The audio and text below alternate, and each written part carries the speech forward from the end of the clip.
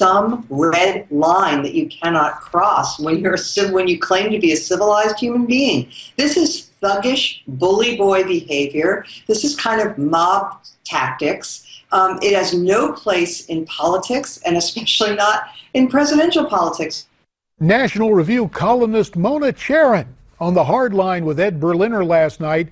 Mona, one of 16 female media members, asking in a press release for Donald Trump to dump his campaign manager, Corey Lewandowski. Of course, this comes in the wake of charges being brought against Lewandowski by the Jupiter, Florida police force for his supposed grabbing of former Breitbart reporter Michelle Fields. So, will we see other calls from other media members for Trump to dump his campaign manager? To talk about it, we're pleased to be joined via Skype from Washington, D.C. by a political reporter for The Hill, Cate Martel, and from Newsmax Washington, Shirish Date, White House correspondent for the National Journal. So, Cate with a C, I'm just interested, you are a female. Do you sense, or do you want to get involved in this thing? Would you stand with the 16 women who yesterday called for Lewandowski to get the axe? So it's understandable that the women who signed this did make the point that women, and all reporters in fact, should be allowed and expected to ask questions when they are these events. This is not a public event. This is an event where they had all the people who had been, all the press that was there had been cleared to be there. This is a private event and they were expected to ask these questions. And I think that this was the crossing the line.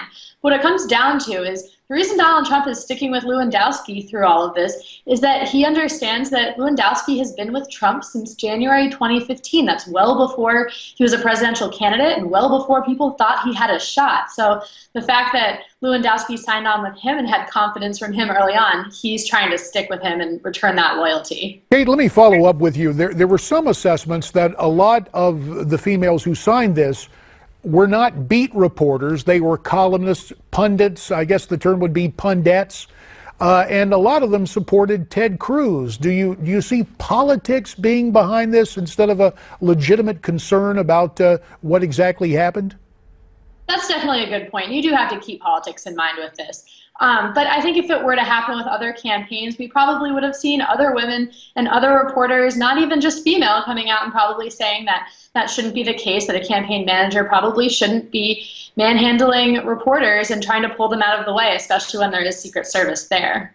SV, your take on what happened in Jupiter, Florida. After all, you're no stranger to Florida politics and to what happens during these presidential campaigns. Right. Well, it can get kind of busy, and everyone's bustling around and jostling each other in these press scrums.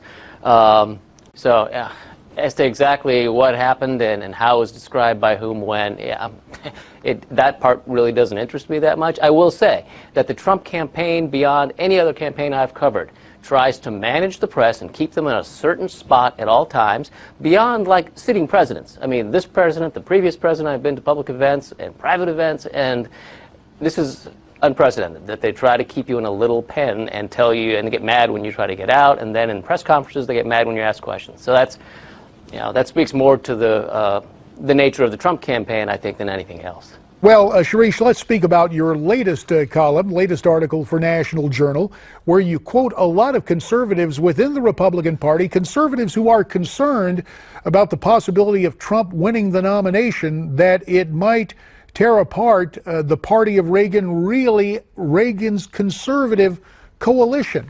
What exactly is the nature of that concern, and is it solely from the, quote, establishment? Oh, no, not at all. It's not from the establishment. That's the thing. I mean, the establishment is looking for a way to get through this with as minimal damage as possible. The movement conservatives are the one who are looking at Donald Trump and saying, who is this guy and how is he possibly becoming the nominee of our party? That's what's happening here. And if, in fact, you have Donald Trump come away with this with the nomination, you're going to see a complete end to what has been the Republican Party since probably 1964. Now, the problem for the party is if you take it away from Donald Trump somehow, and he's heads into Cleveland with the lead in delegates, if you take that away from him, then you're going to have all the people that he's had vote for him take a walk and you damage the party that way. So this is kind of a no-win situation for the party, it looks like, going into Cleveland.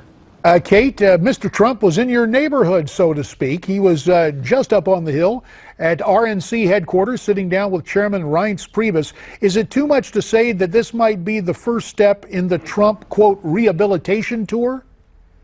I think that you make a good point. The fact that Donald Trump met with Reince Priebus in D.C. today is showing that he is going to try to bring in more of the Republican Party. He understands, just like SB was saying, that there's going to be a chunk of the party that will feel alienated, and there's chunks of the party that probably could not see themselves voting for Donald Trump. And this is his first, let's call it a come to Jesus meeting with Reince Priebus to say, okay, going into the convention, what are we going to get out of this? How can we unite the party? And can he actually be the standard bearer for the Republican Party in November?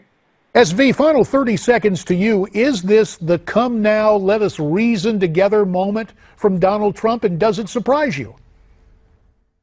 It doesn't surprise me that much, but let's remember that Reince Priebus went up to Trump Tower and had him sign his little pledge.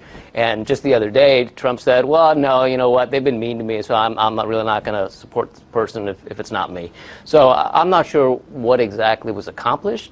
They do have to have a sense of civility, I guess, as they head into July. But, well, you know, let's wait and see what happens then in the coming primaries.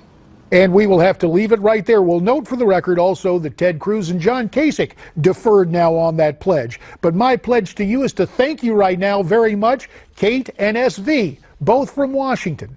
And there is more straight ahead as Newsmax Prime continues.